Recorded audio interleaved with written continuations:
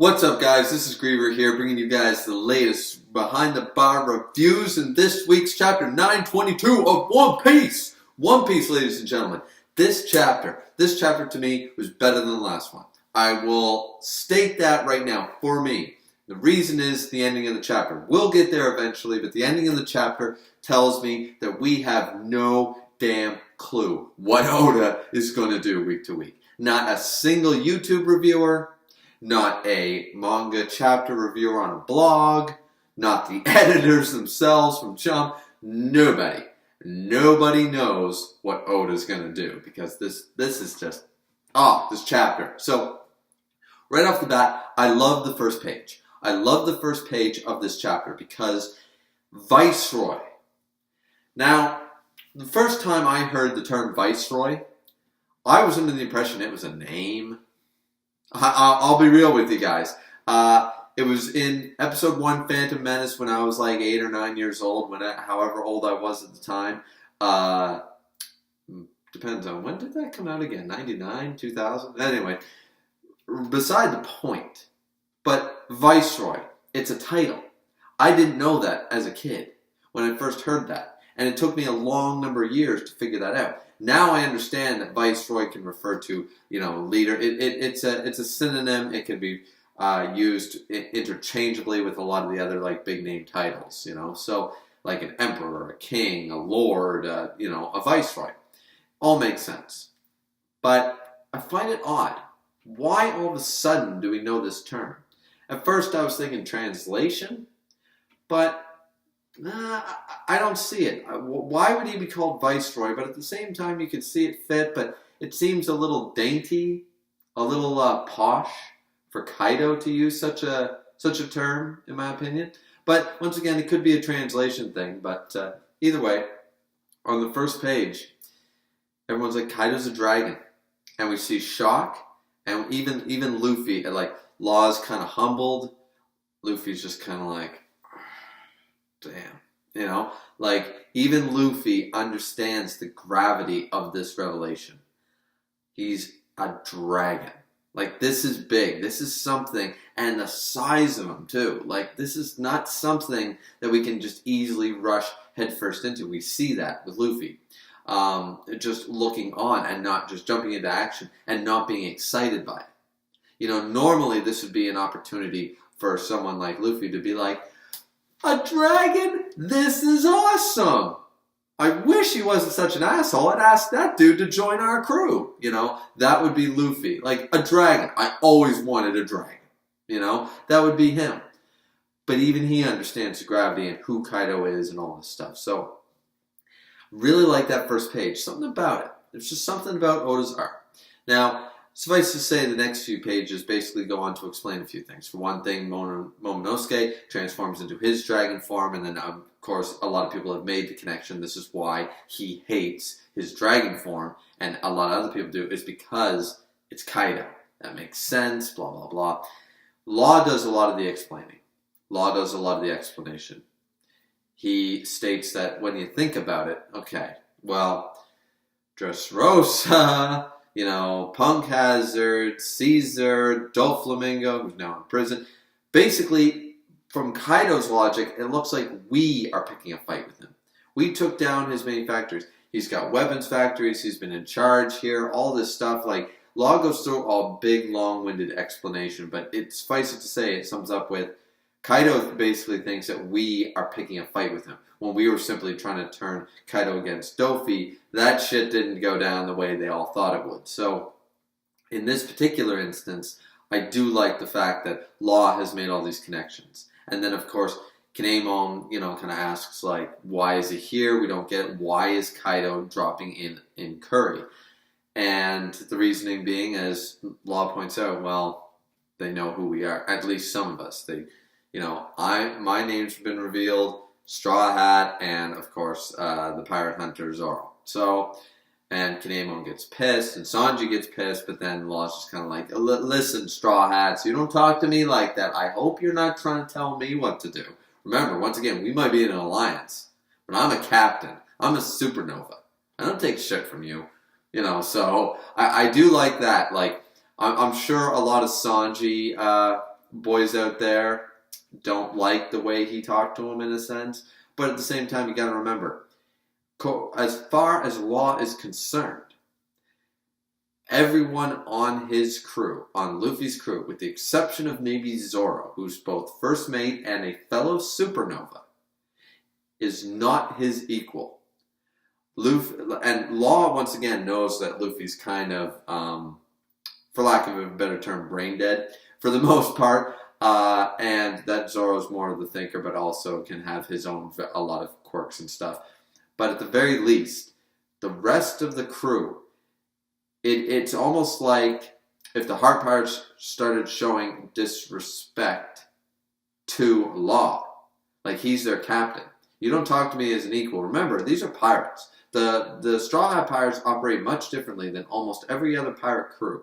And in this case, Law's kind of like, all right, you guys better not be like chastising me.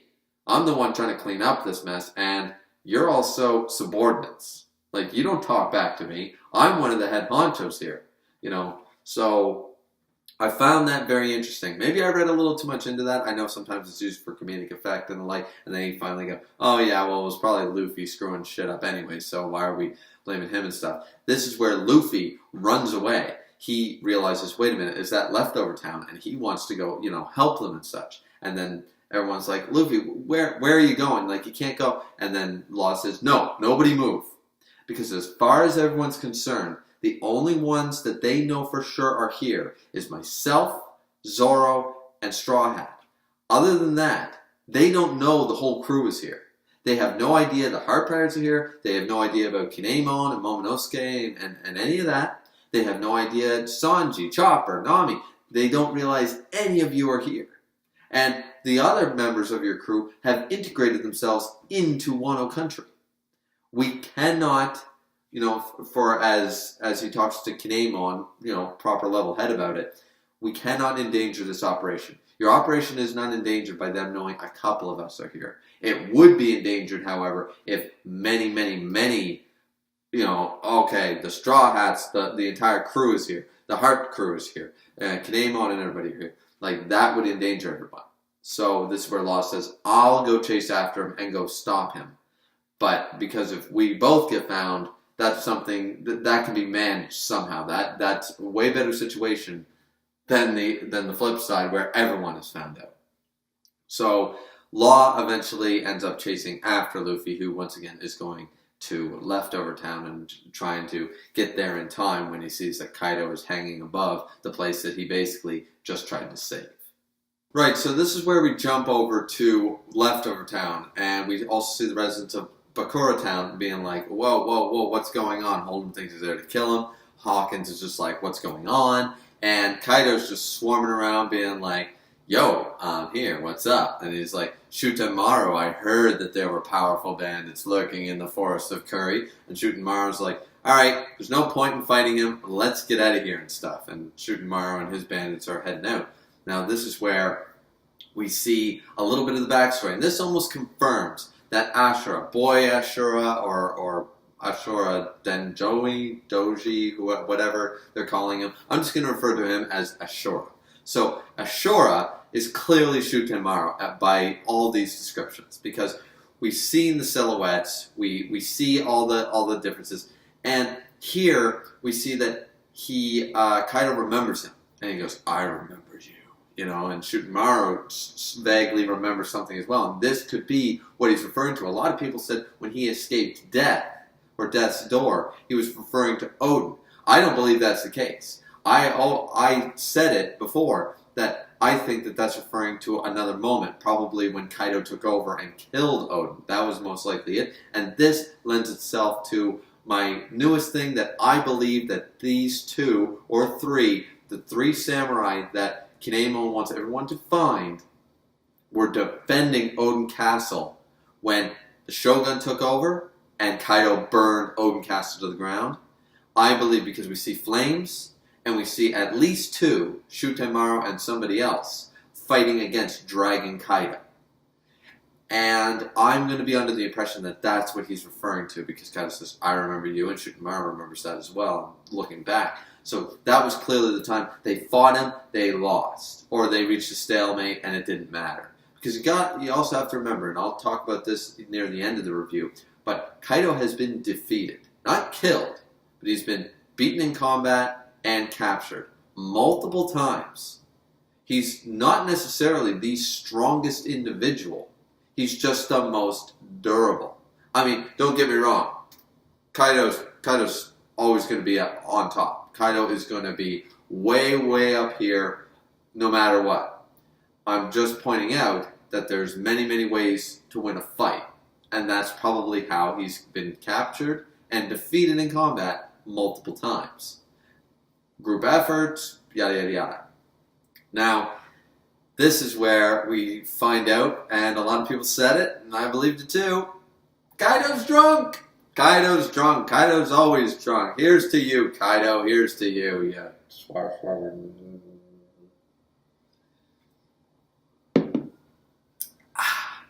Thank you, Kaido. I really don't get to drink enough in these reviews. I have the beer here, or the rum, or whatever.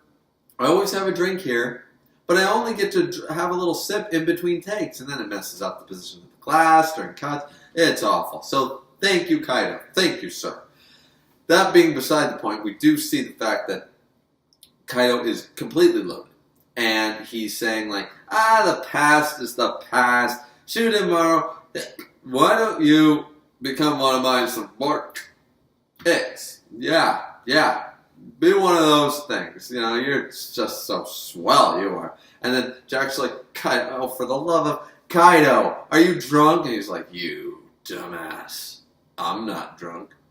And then, Jack's like, he's drunk as shit here. What's going on? So, that's a big problem. We see Luffy is, of course, running crazy fast. He's like, damn, I can't get there. Law catches up to him and is like, look, this is what your good deeds have done. You started shit, between Shutemaru showing up and then, of course, Jack showing up. And then Kaido getting drunk. That was the only reason. Kaido got drunk and said, I'm bored, and he wanted to go see what all the commotion was about.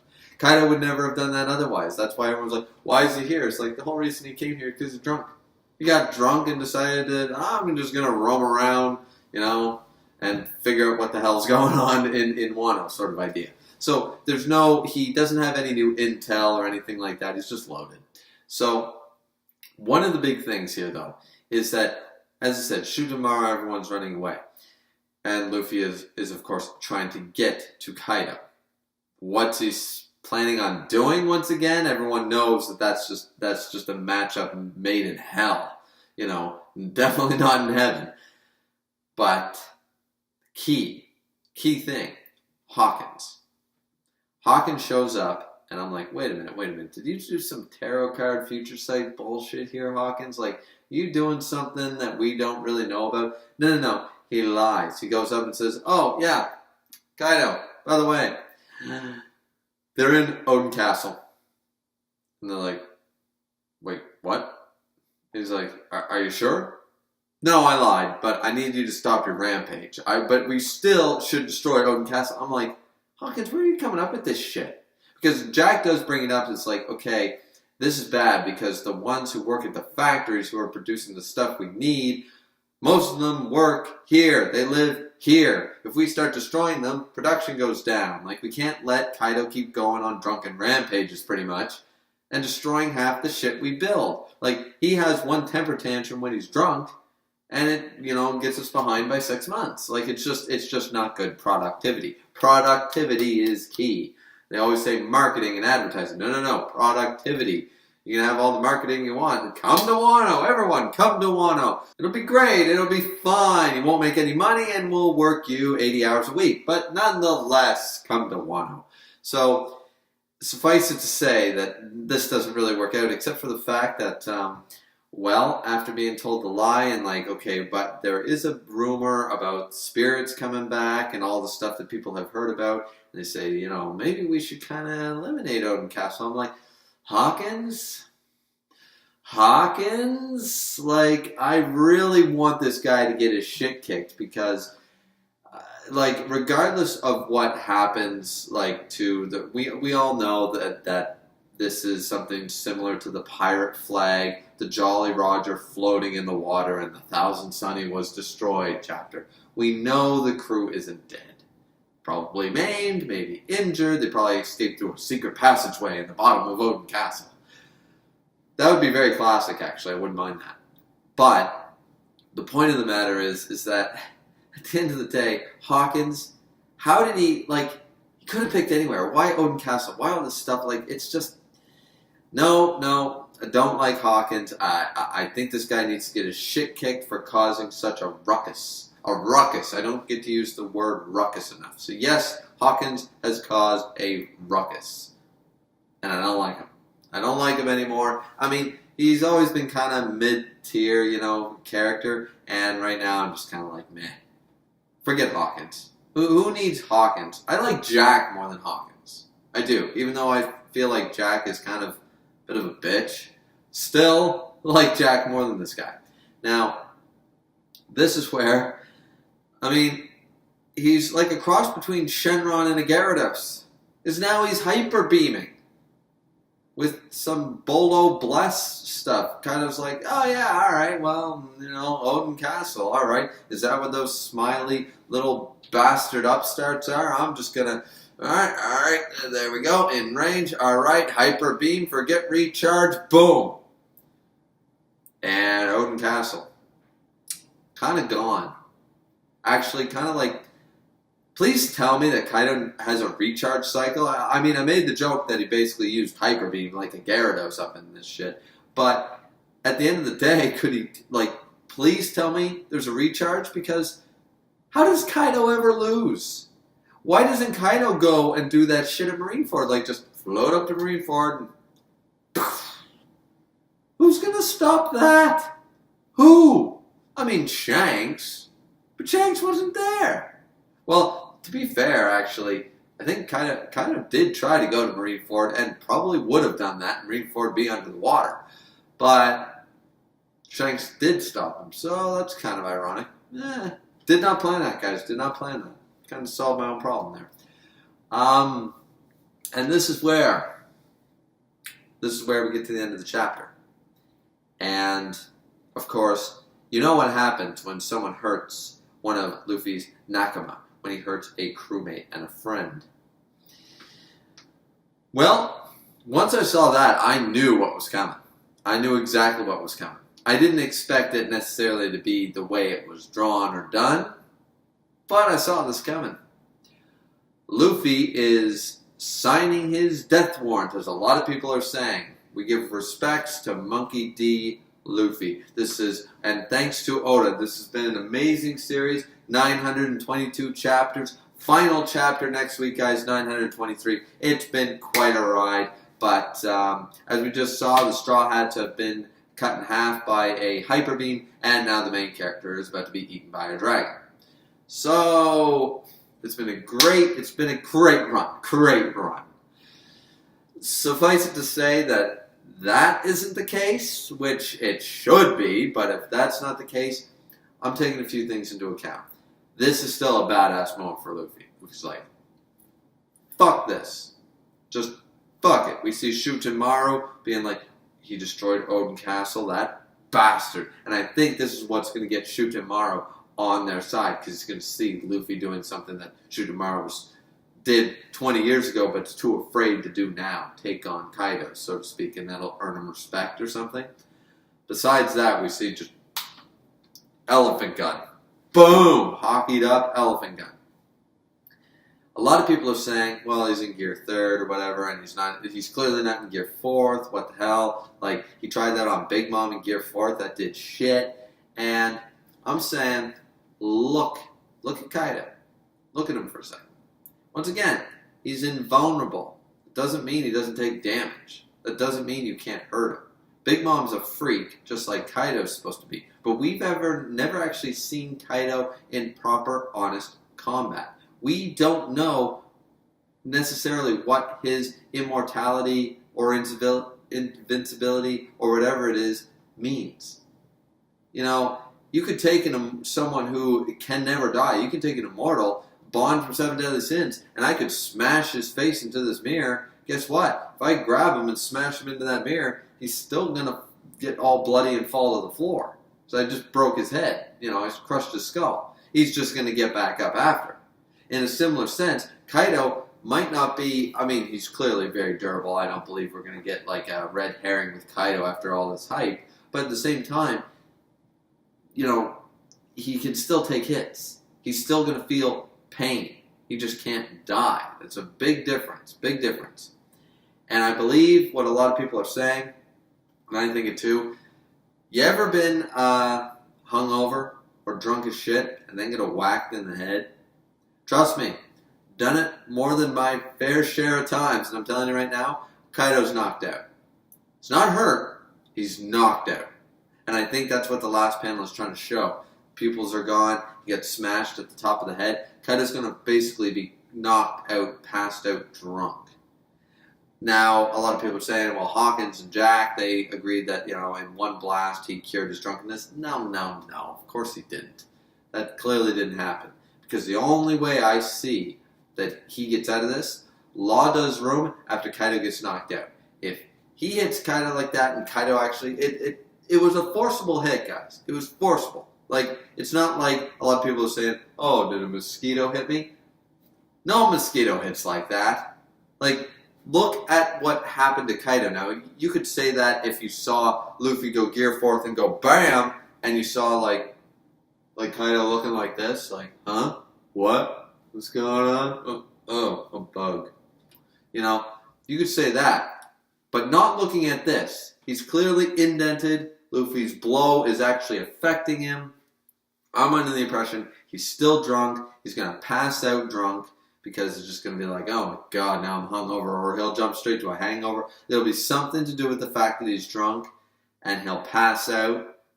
And that'll be their chance to escape. Some people are saying that this is where Luffy's going to fight Jack, and Hawkins and Law are going to have their proper fight. But I don't think Jack and Luffy are going to have a serious fight because Luffy still needs to take on. I don't know if Luffy's going to take on Kaido in this arc necessarily properly.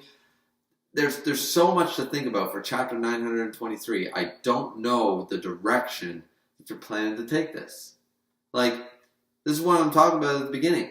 Oda just does shit and none of us see it coming. Like, I'm sure there are plenty of predictions out there for chapter 923. There are probably every possible prediction, including, you know, Garp being Kaido's father all along, Shanks being evil, and Blackbeard was the good guy of the story the whole time. I'm sure there's that prediction for the next chapter, for God's sakes. But suffice it to say,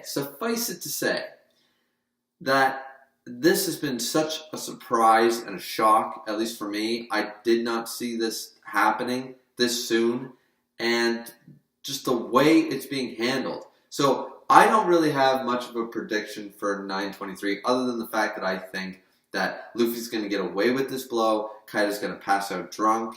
It won't be that he's defeated, but he'll pass out drunk. I don't think Luffy's going to get like, oh my god, you actually managed to knock Kaido out. Like, everyone's going to praise him for that or something. Everyone's going to know that, no, that was a fluke or luck or something on his side. I think that Law is going to use room and him and Luffy are going to escape very quickly. Or potentially, we'll jump. We'll jump over in 923 to somebody else. Like, I can't see it, but maybe we'll have a complete Zoro chapter which relates to none of the Kaido stuff. I think Oda would not do that, but it's a potential. It is certainly a potential. So, anyways, guys, this review's been going on long enough. What did you guys think of the chapter? Of course, we all loved it, but what do you think is going to happen in 923? That's the important part. We didn't necessarily get brand new, grand information here, but we know that shit's getting real. Shit's going down. And I'm excited for the next chapter more than ever. So, what did you guys think of the review and the chapter? Did you love it? Did you hate it? Please like, subscribe, comment. As always, it's always very much appreciated. This has been Griever. As always, drink responsibly, and we'll see you back here next time for chapter 923. Can't wait, guys. Hope you can't either. See you next time.